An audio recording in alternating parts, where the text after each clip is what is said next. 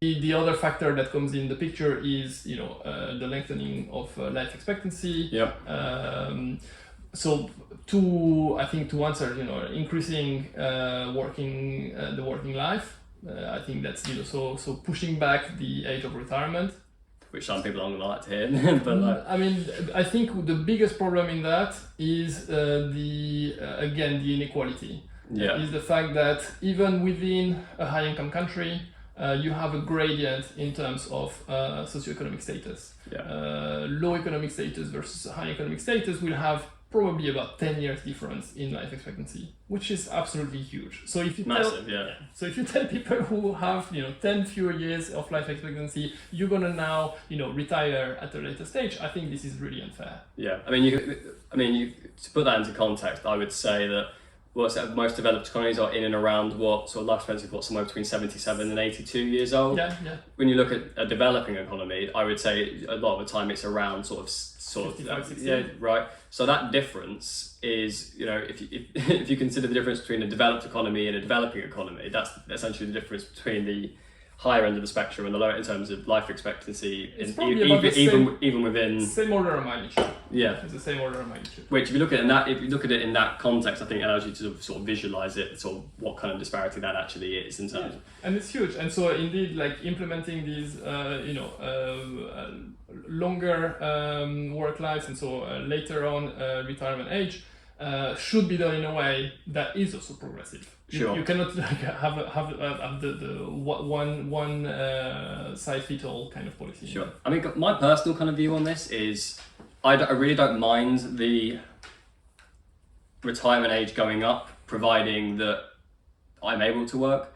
Because fundamentally, if I'm able to work at 60, the way people 100 years ago were able to work at 40, right, then I don't necessarily see where that'll be an issue for me, because I would rather have, I quite like working. I like having drive and doing things. I'm not the kind of person that would want to sit around and relax and all that kind of stuff. So providing that my body would be able to, I actually don't mind working longer. And I think in terms of, like I say, we talk about the dependency ratio, having a higher proportion of working population is a significant aspect of growth and being able to sort of have a healthy, sort of stable economy.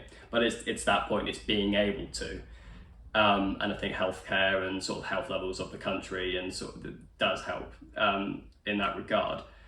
But I think a lot of stuff's got to be done in terms of sort of like obesity and things like that, in terms of being able to affect, because this will be completely anecdotal, because I come from a background that's quite sporty. So I was a hurdler, a reasonable level hurdler, and so I've been around people that were very sporty and sort of very active people, and I always found people that were literally in their 50s, 60s, 80s that were still running and still doing things. There was I used to compete for Windsor Athletics Club, and there was a lady at the age of 70, 80 was doing pole vault, like throwing herself over a bar.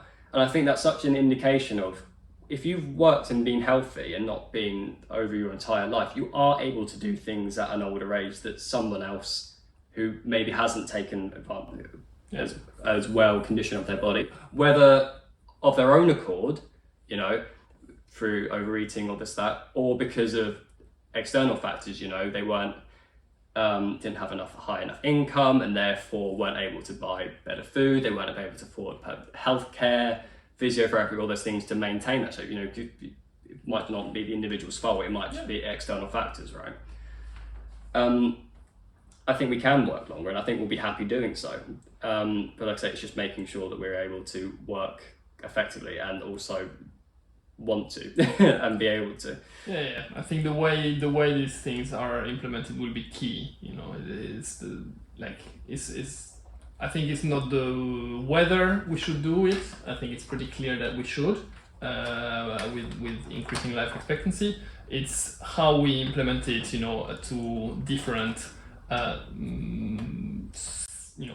sections of the population, and do it in a fair way. This is very difficult because it's not necessarily it requires to actually identify the sections of the population who are likely to have a life expectancy that is slightly less long and implement the policy differently for them, which is a challenge. Absolutely. No, absolutely, and I think that's just a very good point, and it's going to be very critical of how we're going to do it, because it's going to be even more of an issue as particularly developing. I mean, this obviously aging population is almost an issue sort of isolated to Western or even developed economies, but as the developing world increases population, like we said, India and China, just as a nice scale, 45% of the world's population, as they become sort of more developed and they start to have aging populations, this is only going to get more prevalent as an issue as a world economy.